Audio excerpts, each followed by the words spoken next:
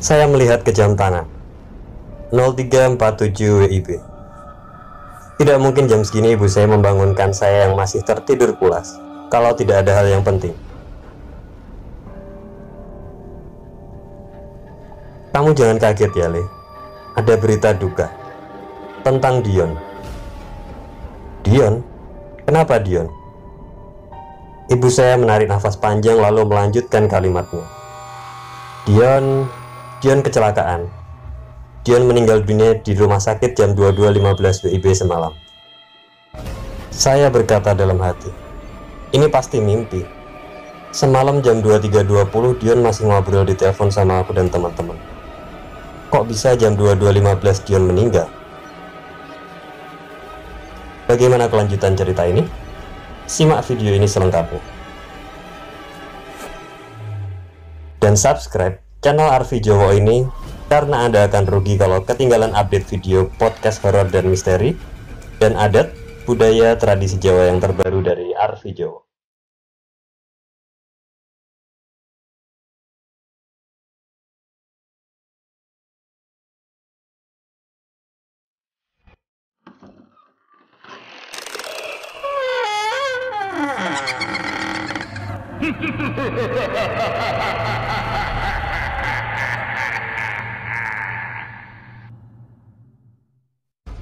Oke, ketemu lagi dengan saya Arfi dari channel Arfi Jowo.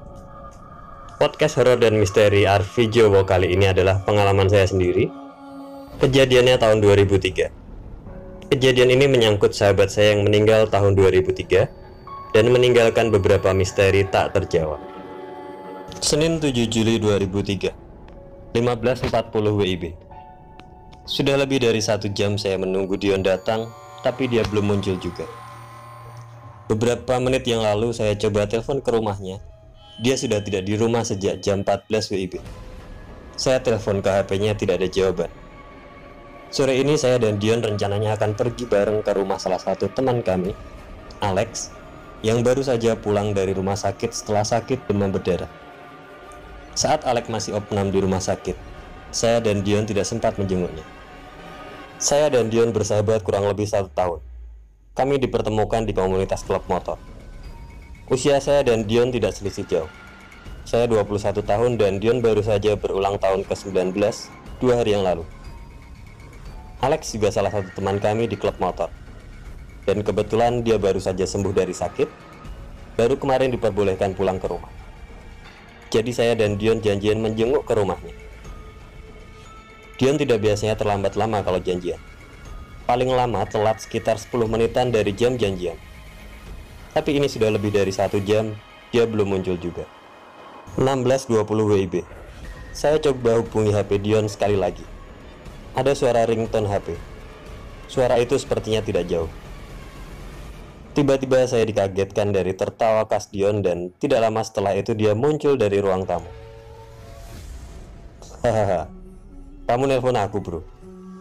Aku udah di sini kok di telepon. Kamu kapan datangnya? Kok nggak dengar suaramu buka pagar rumah? Tahu-tahu udah nongol aja. Haha, aku lompat pagar tadi. Kita jadi berangkat nggak ke rumah Alex? Kampret. Aku nunggu kamu dari tadi. Hampir 2 jam aku nunggu. Ya wes, ayo kita berangkat. Dion cuek saja. Dia lalu berjalan ke arah dapur, menggoda ibu saya yang sedang masak di dapur. Dion memang sudah terbiasa sekali di rumah saya. Orang tua dan kakak saya juga cukup akrab dengan dia. Sudah seperti anak tambahan orang tua saya. Tak lama kemudian saya menghampiri Dion. Lalu kami berangkat ke rumah Alex. Kamu kesini naik apa? Kok nggak ada motormu? Aku diantar Siska tadi. Siska yang dimaksud Dion adalah pacar barunya. Belum sebulan mereka pacaran, saya dan Dion lalu berangkat ke rumah Alex. Sesampainya di rumah Alex, sudah ada beberapa teman kami di klub motor di sana. Cukup lama kami di rumah Alex, sampai sekitar jam 8 malam. Setelah dari rumah Alex, kami dan beberapa teman lanjut nongkrong di cafe Beverly Hills, cafe langganan kami. Saat nongkrong rame-rame di cafe itu, saya sempat perhatikan sikap Dion yang tidak seperti biasanya. Biasanya Dion yang bikin suasana menjadi meriah. Hari ini dia banyak diam, lesu dan tertawa juga seadanya saja. Tidak seperti Dion yang biasanya.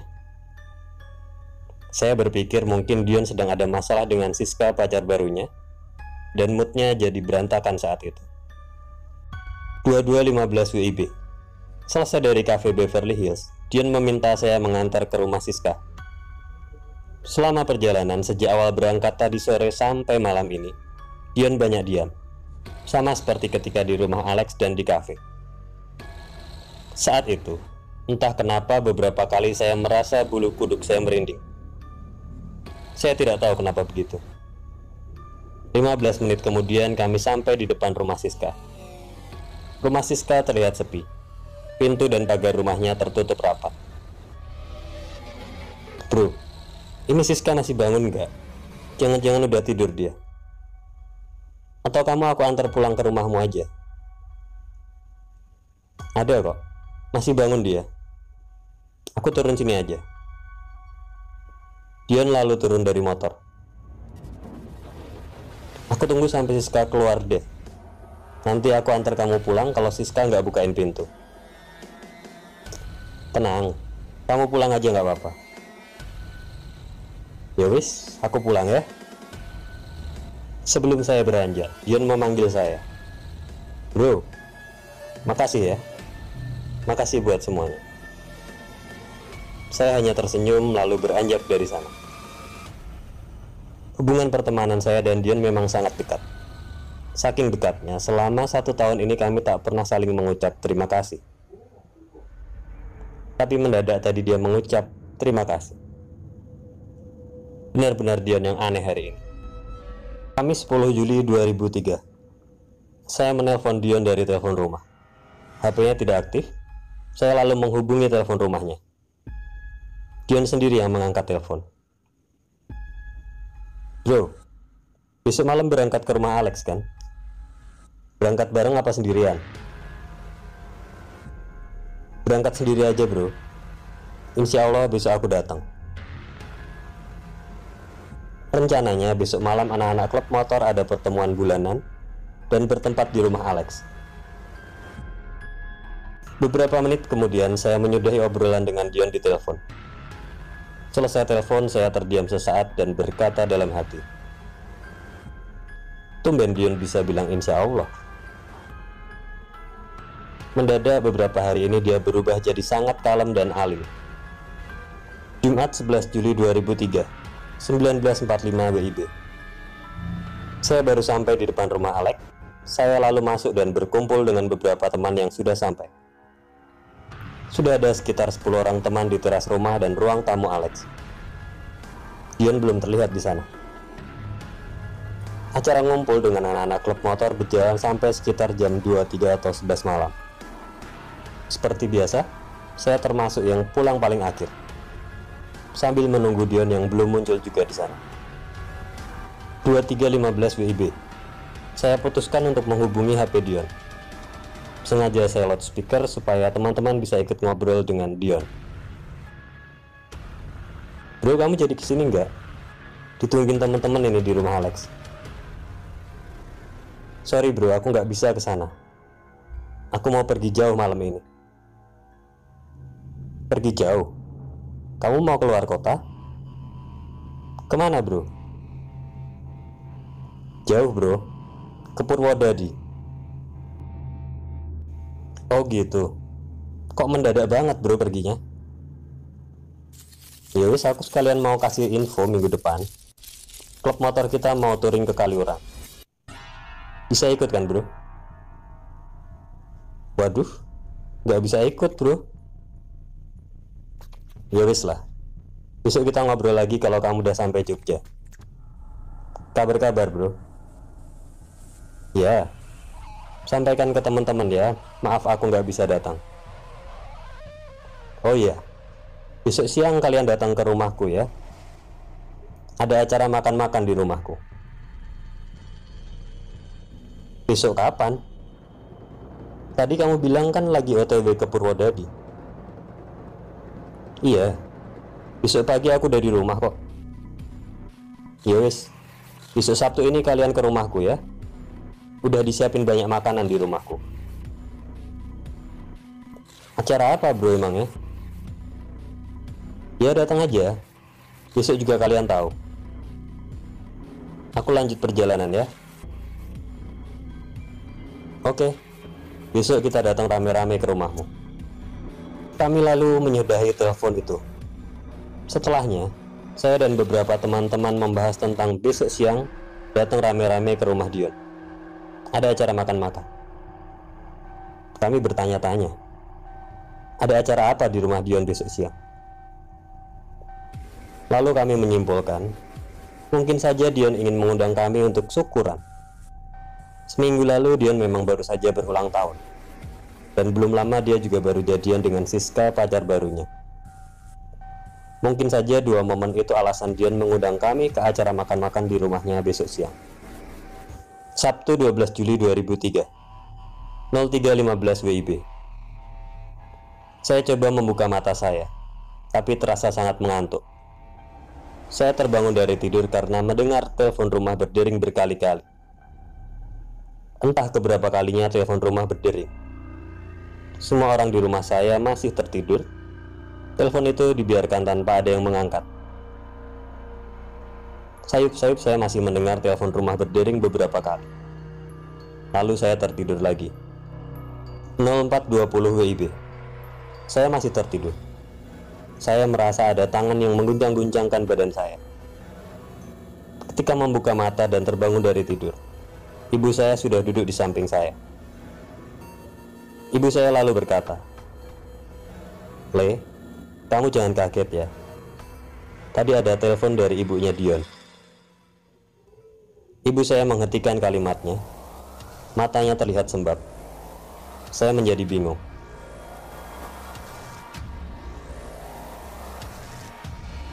Dion? Kenapa Dion?